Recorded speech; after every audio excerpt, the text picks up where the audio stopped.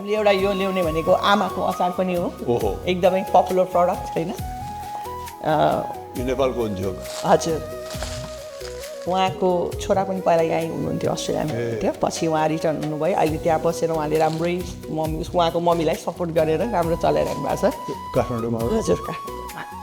सबैको राम्रो हो तपाईँले यहाँ पनि म्यानेज गरिरहनु भएको छ बच्चाहरूलाई पनि टाइम दिइरहनु भएको छ होइन हजुर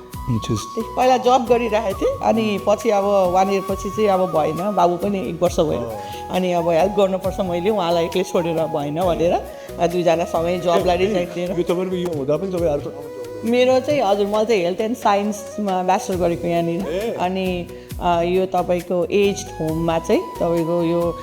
एक्टिभिटिजहरू तपाईँको उहाँहरूको लाइफस्टाइल अर्गनाइज गर्ने चाहिँ त्यो जब गरिरहेको थिएँ 8 years गरेँ मैले अनि त्यसपछि चाहिँ अब स्किल त्यसमा छ हजुर